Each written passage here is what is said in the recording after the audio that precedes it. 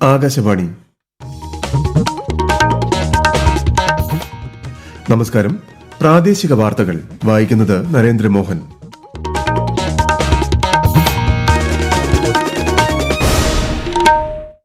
പ്രധാന വാർത്തകൾ. രാജ്യത്തെ കർഷകരുടെ എല്ലാ പ്രശ്നങ്ങളും പരിഹരിക്കാൻ കേന്ദ്ര സർക്കാർ പ്രതിജ്ഞാബദ്ധമാണെന്ന് പ്രധാനമന്ത്രി നരേന്ദ്രമോദി. സിനിമയിലെ നയരൂപീകരണം മലയാള ചലച്ചിത്ര മേഖലയിലെ സുപ്രധാന ചുവടുവയ്പാണെന്ന് മുഖ്യമന്ത്രി പിണറായി വിജയൻ. മലയാളത്തിലെ പ്രമുഖ സാഹിത്യ നിരൂപകനും എഴുത്തുകാരനും ചിന്തകനുമായ MK സാനു അന്തരിച്ചു. മഹാത്മാഗാന്ധി ദേശീയ ഗ്രാമീണ തൊഴിലുറപ്പ് പദ്ധതിയിലെ സോഷ്യൽ ഓഡിറ്റ് സൊസൈറ്റിയുടെ അധികാരങ്ങൾ പരിശോധിക്കാൻ കമ്മിറ്റി രൂപീകരിക്കണമെന്ന് സംസ്ഥാന സർക്കാരിനോട് നിർദ്ദേശിച്ച് കേരള ഹൈക്കോടതി. ഓണത്തിന് 2000 കർഷക ചന്തകൾ തുറക്കുമെന്ന് കൃഷിമന്ത്രി P. പ്രസാദ്. സംസ്ഥാനത്ത് വീണ്ടും മഴ ശക്തമാകുമെന്ന് കേന്ദ്ര കാലാവസ്ഥാ വകുപ്പ്. 9 ജില്ലകളിൽ ഇന്ന് മഞ്ഞ ജാഗ്രത. കടലാക്രമണ സാധ്യത കണക്കിലെടുത്ത് തീരദേശവാസികൾക്ക് മുന്നറിയിപ്പ്. വാർത്തകൾ വിശദമായി. രാജ്യത്തെ കർഷകരുടെ എല്ലാ പ്രശ്നങ്ങളും പരിഹരിക്കാൻ കേന്ദ്ര സർക്കാർ പ്രതിജ്ഞാബദ്ധമാണെന്ന് പ്രധാനമന്ത്രി നരേന്ദ്രമോദി. PM കിസാൻ സമ്മാൻ നിധിയുടെ 20ാം ഗഡു വാരാണസിയിൽ വിതരണം ചെയ്യുകയായിരുന്നു അദ്ദേഹം. PM കിസാൻ സമ്മാൻ നിധിയുടെ 20ാം ഗഡുവിലൂടെ 9.7 കോടി കർഷകരുടെ ബാങ്ക് അക്കൌണ്ടുകളിലേക്ക് 20,500 കോടിയിലേറെ രൂപയാണ് കൈമാറുക. മലയാള സിനിമാ മേഖലയെ കാലത്തിനൊത്ത് നവീകരിക്കുകയും വിപുലീകരിക്കുകയും ചെയ്യുന്നതിന് കേരള ഫിലിം പോളിസി കോൺക്ലേവ് സഹായകമാകുമെന്ന് മുഖ്യമന്ത്രി പിണറായി വിജയൻ. സിനിമാ നയരൂപീകരണം ശ്രദ്ധേയമായ ചുവടുവയ്പാണെന്ന് മുഖ്യമന്ത്രി പറഞ്ഞു. സിനിമാ നയരൂപീകരണത്തിനായുള്ള കോൺക്ലേവ് തിരുവനന്തപുരത്ത് ഉദ്ഘാടനം ചെയ്യുകയായിരുന്നു മുഖ്യമന്ത്രി. മലയാള സിനിമ സമൂഹത്തിന്റെ പ്രതിഫലനമാണെന്ന് ചടങ്ങിൽ സംസാരിക്കവേ ചലച്ചിത്ര താരം മോഹൻലാൽ പറഞ്ഞു. ചലച്ചിത്ര മേഖല അഭിനേതാക്കൾ, സാങ്കേതിക പ്രവർത്തകർ, എഴുത്തുകാർ, നിർമ്മാതാക്കൾ, വിതരണക്കാർ, തിയേറ്റർ ഉടമകൾ എന്നിവർ ഉൾപ്പെട്ട ഒരു ആവാസ വ്യവസ്ഥയാണ്. ഒരു ചലച്ചിത്ര നയത്തിന് ഈ ആവാസ വ്യവസ്ഥയെ പുഷ്ടിപ്പെടുത്താനും ചലച്ചിത്ര മേഖലയ്ക്ക് വ്യക്തമായ ദിശാബോധം നൽകാനും കഴിയും. കേരള സംസ്ഥാന ചലച്ചിത്ര നയം മറ്റ് സംസ്ഥാന ചലച്ചിത്ര നയങ്ങളിൽ നിന്നും വ്യത്യസ്തമാകുമെന്നും ഞാൻ വിശ്വസിക്കുന്നു. 2 ദിവസം നീണ്ടുനിൽക്കുന്ന കേരള ഫിലിം പോളിസി കോൺക്ലേവിൽ 9 വിവിധ വിഷയങ്ങളിലായുള്ള പാനൽ ചർച്ചകൾ നടക്കും. കോൺക്ലേവിൽ രൂപീകരിക്കുന്ന സിനിമാ നയം സർക്കാരിന് സമർപ്പിക്കും. മലയാളത്തിലെ പ്രമുഖ സാഹിത്യ നിരൂപകനും എഴുത്തുകാരനും ചിന്തകനുമായ MK സാനു അന്തരിച്ചു. ആരോഗ്യ പ്രശ്നങ്ങളെ തുടർന്ന് എറണാകുളത്തെ സ്വകാര്യ ആശുപത്രിയിൽ ചികിത്സയിലിരിക്കവെയാണ് അന്ത്യം. 98 വയസ്സായിരുന്നു. ദീർഘകാലം എറണാകുളം മഹാരാജാസ് കോളേജിൽ മലയാളം അധ്യാപകനായിരുന്നു. 1987 എറണാകുളം നിയമസഭാ മണ്ഡലത്തെ പ്രതിനിധീകരിച്ച് MLA ആയി. ആലപ്പുഴയിലെ തുമ്പോളിയിൽ ജനിച്ച അദ്ദേഹം പിന്നീട് മലയാള സാഹിത്യരംഗത്തെ ഒഴിച്ചുകൂടാനാകാത്ത വ്യക്തിത്വമായി മാറി. കേന്ദ്ര കേരള സാഹിത്യ അക്കാദമി പുരസ്കാരങ്ങൾ, എഴുത്തച്ഛൻ പുരസ്കാരം തുടങ്ങി നിരവധി അംഗീകാരങ്ങൾ ലഭിച്ചിട്ടുണ്ട്. 40ഓളം കൃതികൾ രചിച്ചു. കർമ്മഗതിയാണ് അദ്ദേഹത്തിന്റെ ആത്മകഥ. മഹാത്മാഗാന്ധി ദേശീയ ഗ്രാമീണ തൊഴിലുറപ്പ് പദ്ധതി പ്രകാരം സോഷ്യൽ ഓഡിറ്റ് സൊസൈറ്റിയുടെ അധികാരങ്ങൾ പരിശോധിക്കുന്നതിനായി കമ്മിറ്റി രൂപീകരിക്കാൻ സംസ്ഥാന സർക്കാരിനോട് നിർദ്ദേശിച്ച് കേരള ഹൈക്കോടതി. തൊഴിലുറപ്പ് പദ്ധതിയുടെ കേരള സ്റ്റേറ്റ് മിഷൻ മുൻ ഓംബുഡ്സ്മാൻ സമർപ്പിച്ച പൊതു താൽപര്യ ഹർജി പരിഗണിക്കവെയാണ് chief justice Nitin Jamdar, justice Basant Balaji എന്നിവരടങ്ങിയ ബെഞ്ച് വിധി പുറപ്പെടുവിച്ചത്. ഛത്തീസ്ഗഡിൽ അറസ്റ്റിലായ മലയാളി കന്യാസ്ത്രീകൾക്ക് NIA കോടതി ജാമ്യം അനുവദിച്ചു. കന്യാസ്ത്രീകൾക്ക് ജാമ്യം ലഭിക്കാൻ വഴിയൊരുക്കിയ കേന്ദ്ര സംസ്ഥാന സർക്കാരുകൾക്ക് നന്ദി അറിയിക്കുന്നതായി തൃശൂർ അതിരൂപത അധ്യക്ഷൻ മാർ ആൻഡ്രൂസ് താഴത്ത് പറഞ്ഞു. ജാമ്യം ലഭിച്ചതിൽ ഏറെ സന്തോഷമുണ്ടെന്ന് സിസ്റ്റർ വന്ദന ഫ്രാൻസിസിന്റെ സഹോദരൻ ചെറിയാൻ മാത്യു കണ്ണൂരിൽ മാധ്യമപ്രവർത്തകരോട് പറഞ്ഞു.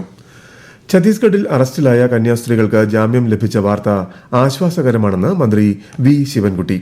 കന്യാസ്ത്രീകൾക്കെതിരായ FIR റദ്ദാക്കുന്നതുവരെ ഉള്ള നിയമ പോരാട്ടങ്ങൾക്ക് കോൺഗ്രസും UDFും പിന്തുണ നൽകുമെന്ന് പ്രതിപക്ഷ നേതാവ് VD സതീശൻ പ്രതികരിച്ചു. കന്യാസ്ത്രീകളുടെ മോചനം സാധ്യമാക്കിയ ജുഡീഷ്യറിക്കും കേന്ദ്ര സർക്കാരിനും നന്ദി അറിയിക്കുന്നതെന്നും BJP ഒപ്പമുണ്ടാകുമെന്നും സംസ്ഥാന അധ്യക്ഷൻ രാജീവ് ചന്ദ്രശേഖർ പറഞ്ഞു. വിധി ആശ്വാസകരമെന്ന് ഓർത്തഡോക്സ് സഭാ അധ്യക്ഷനും അറിയിച്ചു. ഓണത്തിന് 2000 കർഷക ചന്തകൾ തുറക്കാൻ തീരുമാനിച്ചതായി കൃഷിമന്ത്രി P. പ്രസാദ്. 30% വരെ വില കുറച്ചാകും പൊതുജനങ്ങൾക്ക് ഓണത്തിന് പച്ചക്കറി നൽകുക. വെളിച്ചെണ്ണ വില കുറയ്ക്കുന്നതിനാവശ്യമായ നടപടികൾ കേരഫെഡുമായി ആലോചിച്ച് തീരുമാനിക്കുമെന്നും തിരുവനന്തപുരത്ത് വാർത്താ സമ്മേളനത്തിൽ സംസാരിക്കവേ മന്ത്രി പറഞ്ഞു. സെപ്റ്റംബർ 1 മുതൽ 4 വരെയുള്ള 4 ദിവസങ്ങളിലായി ഓണച്ചന്തകൾ കേരളത്തിൽ പ്രവർത്തിക്കും. കൃഷിവകുപ്പ്, ഹോർട്ടികോർപ്പ്, VFECK എന്നിവയുടെ ഏകോപനത്തോടെയാണ് ഈ ചന്തകൾ ആസൂത്രണം ചെയ്തിരിക്കുന്നത്. നമ്മുടെ സംസ്ഥാനത്തെ കർഷകരുടെ ഉൽപ്പന്നങ്ങൾക്ക് ന്യായമായ വില ഉറപ്പാക്കുക എന്നതും പൊതുജനങ്ങൾക്ക് എപ്പോഴും ഗുണനിലവാരമുള്ള ഉൽപ്പന്നങ്ങൾ ഒരു വിപണിയേക്കാൾ കുറഞ്ഞ വിലയ്ക്ക് എത്തിക്കുക എന്നുള്ളതുമാണ് ഈ കർഷക ചന്തകൾ കൃഷി വകുപ്പും സർക്കാരും ലക്ഷ്യമിടുന്നത്. ഖാദി മേഖലയെ കൂടുതൽ ജനകീയമാക്കാനുള്ള പ്രവർത്തനങ്ങൾ നടത്തുമെന്ന് മന്ത്രി AK ശശീന്ദ്രൻ.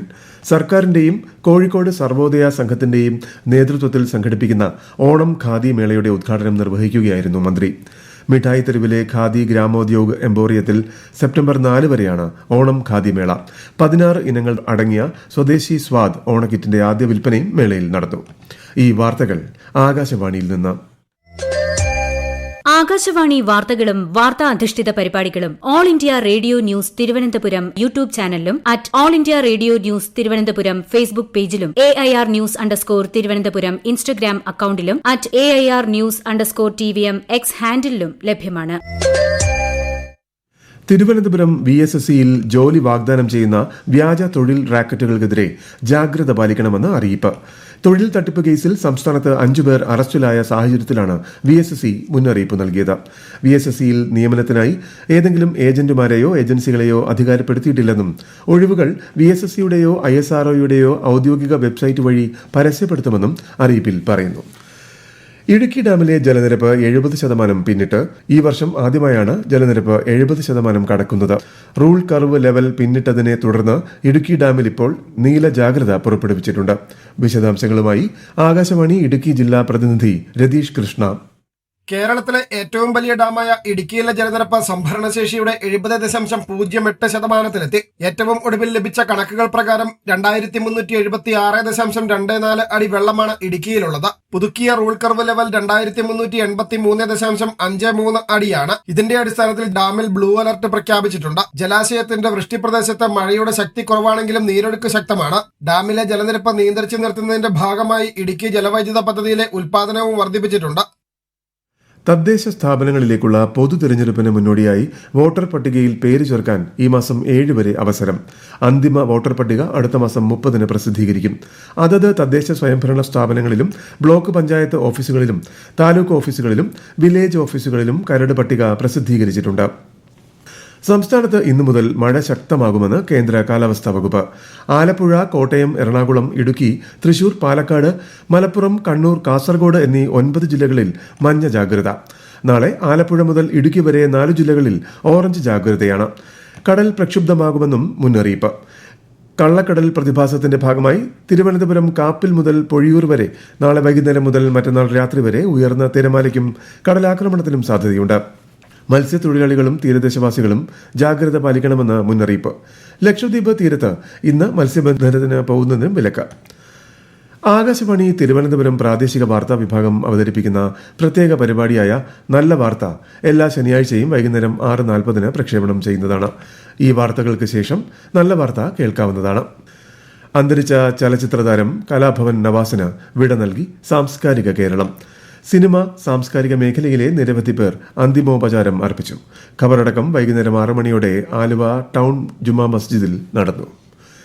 തൃശൂരിലെ centre for materials for electronics ടെക്നോളജിയിലെ ശാസ്ത്രജ്ഞയായ സീമയ്ക്ക് സ്വാതന്ത്ര്യദിനത്തോടനുബന്ധിച്ച് രാഷ്ട്രപതി ഭവനിൽ സംഘടിപ്പിക്കുന്ന അറ്റ് ഹോം പരിപാടിയിലേക്കുള്ള രാഷ്ട്രപതിയുടെ ക്ഷണക്കത്ത് ലഭിച്ചു.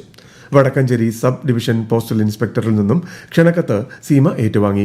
സ്തനാർബുദം കണ്ടെത്തുന്ന ചിലവ് കുറഞ്ഞ ബ്രാ വികസിപ്പിച്ചെടുത്ത ഡോക്ടർ സീമയ്ക്ക് 2019 സ്ത്രീകൾക്കുള്ള പരമോന്നത സിവിലിയൻ അവാർഡായ നാരീശക്തി പുരസ്കാരം ലഭിച്ചിരുന്നു. സൗഹൃദം മഹാവൃക്ഷമായി വളരട്ടെ എന്ന ആശയം പ്രചരിപ്പിച്ച് സൗഹൃദ ദിനത്തിൽ ഹരിത കേരള മിഷൻ 10 ലക്ഷം വൃക്ഷത്തൈ കൈമാറ്റം സംഘടിപ്പിക്കും. സൗഹൃദ ദിനമായ നാളെയും തുടർന്നുള്ള ദിവസങ്ങളിലുമാണ് തൈകൾ കൈമാറ്റം നടത്തുന്നത്. പ്രധാന വാർത്തകൾ വീണ്ടും. രാജ്യത്തെ കർഷകരുടെ എല്ലാ പ്രശ്നങ്ങളും പരിഹരിക്കാൻ കേന്ദ്ര സർക്കാർ പ്രതിജ്ഞാബദ്ധമാണെന്ന് പ്രധാനമന്ത്രി നരേന്ദ്രമോദി.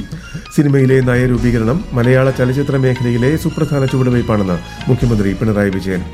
മലയാളത്തിലെ പ്രമുഖ സാഹിത്യ നിരൂപകനും എഴുത്തുകാരനും ചിന്തകനുമായ MK സാനു അന്തരിച്ചു. മഹാത്മാഗാന്ധി ദേശീയ ഗ്രാമീണ തൊഴിലുറപ്പ് പദ്ധതിയിലെ സോഷ്യൽ ഓഡിറ്റ് സൊസൈറ്റിയുടെ അധികാരങ്ങൾ പരിശോധിക്കാൻ കമ്മിറ്റി രൂപീകരിക്കണമെന്ന് സംസ്ഥാന സർക്കാരിനോട് നിർദ്ദേശിച്ച് കേരള ഹൈക്കോടതി. ഓണത്തിന് 2000 കർഷക ചന്തകൾ തുറക്കുമെന്ന് കൃഷിമന്ത്രി P. പ്രസാദ്. സംസ്ഥാനത്ത് വീണ്ടും മഴ ശക്തമാകുമെന്ന് കേന്ദ്ര കാലാവസ്ഥാ വകുപ്പ്. 9 ജില്ലകളിൽ ഇന്ന് മഞ്ഞ ജാഗ്രത. കടലാക്രമണ സാധ്യത കണക്കിലെടുത്ത് തീരദേശവാസികൾക്ക് മുന്നറിയിപ്പ്. പ്രാദേശിക വാർത്തകൾ കഴിഞ്ഞു. അടുത്ത വാർത്താ പ്രക്ഷേപണം രാത്രി 7:25.